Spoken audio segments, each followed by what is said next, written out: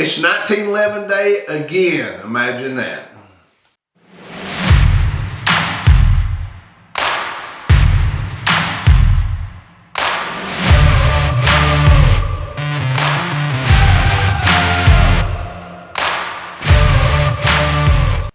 Welcome to the Hideout, and today we're going to talk about a 1911, kind of, sort of, in a way. Before we do, please click subscribe, click the ringy dingy out there so you get your notification. Please click like, ask me some questions. Check us out at sgt1911.com. Okay, we're going to talk about a Colt 1911, kind of, sort of, but let's go back just a little bit. Everyone knows Colt introduced in 1911, John Moses Browning, God rest his soul type of deal. In 1911, shoots 45 ACP, 230 crank ball, one and done, right? So, 80, 90 years go by, and other manufacturers start making 1911s, or 1911 clones, let's say. You know, Sig, Springfield, Remington, other people. Colt, in the meantime, they're still making these nice 1911s. You know, they start making them in the Philippines. We're not criticizing any one of those, but Colt says, hey, we're making these gold cups and these excellent pistols, but we're not making something for this niche. This group of people that don't pay $2,000, $3,000, $4,000, $5,000, $6,000 for a pistol. We need a pistol for everybody. So what do? They come out with the 1991. Now we're going to look at a Colt 1991a1, and we're going to go over just a few things about it, but you know, we're going to talk about it some. I kind of like this thing. For less than $1,000 you get, looks like a 1911a1 pistol, but we're going to point out some differences. Here we go.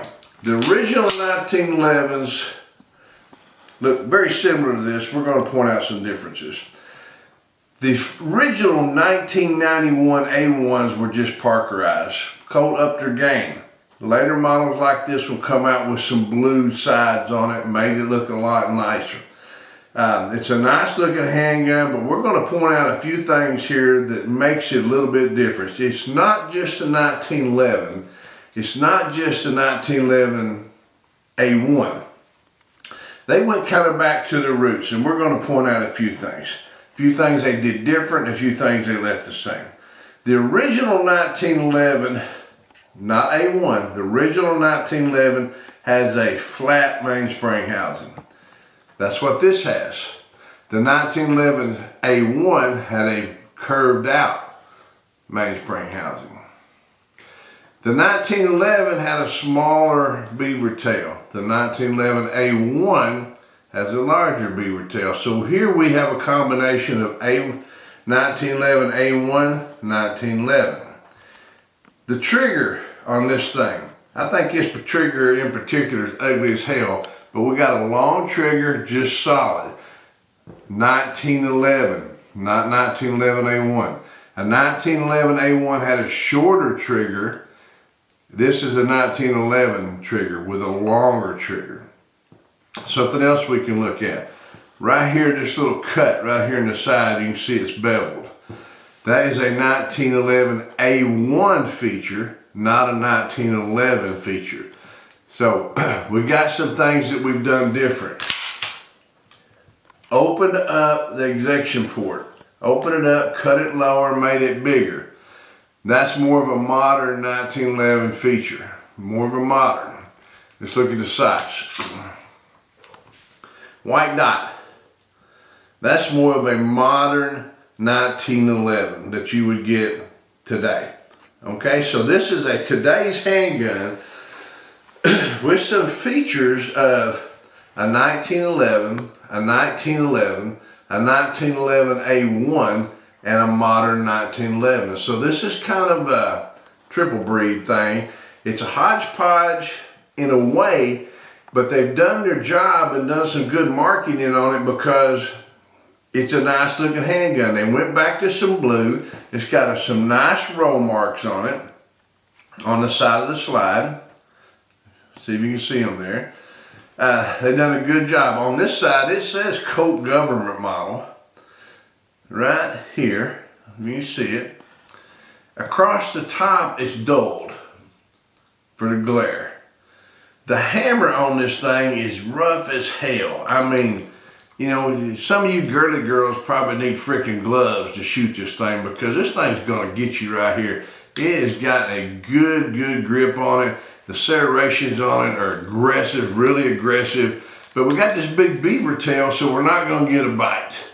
So what we've done is, what Colt done, they took the 1911, the original 1911.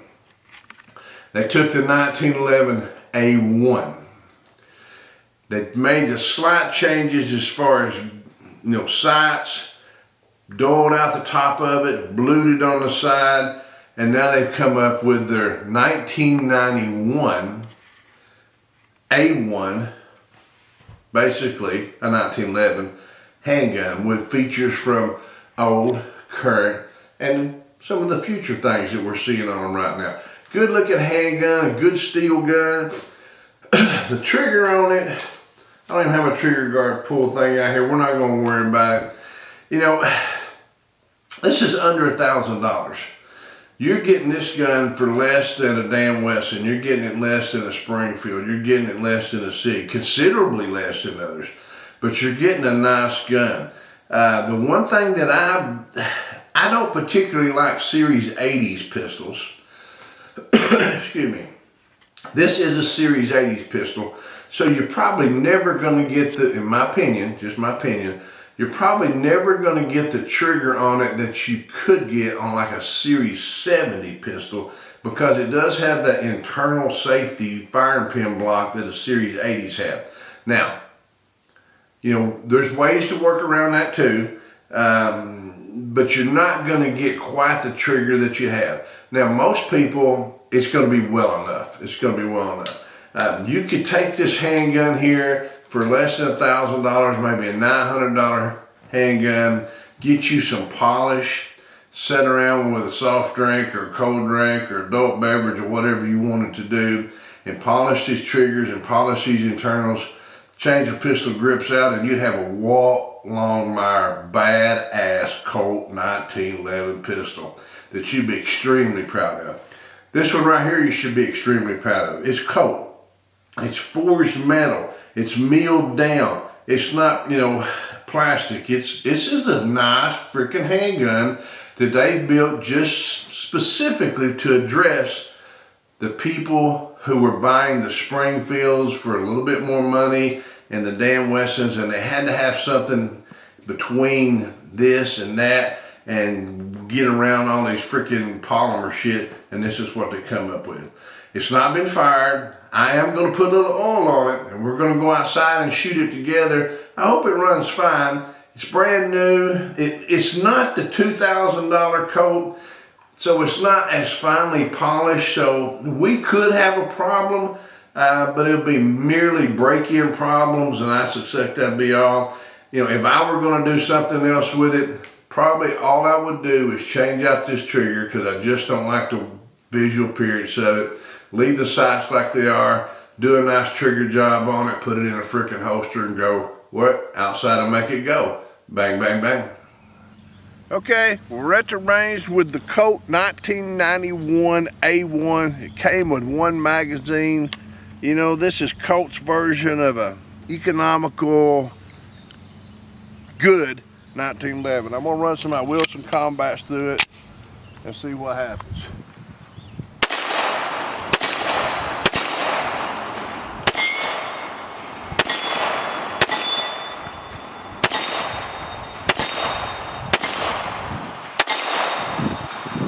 I like those white sights, they really do get on there fast. Magazine release is a little bit stiff. Triggers got a nice reset, but it's way heavy. This thing's probably 5.5, 6 pounds. But you know, all of that's fixable. Good looking handgun. I mean, a nice looking handgun.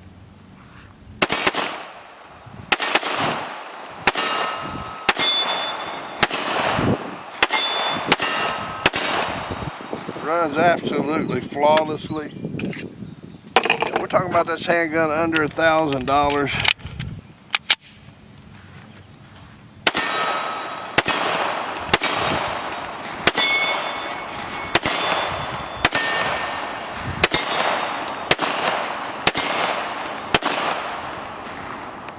What can I say? Exactly what I thought would happen. Colt handgun. Been making them for over 100 years. Reliable, dependable. Hell, they just freaking work. Under $1,000. Just take a good look at it before we go finish up. Nice blued, nice double diamond. Doled out on the top. Nice white sights.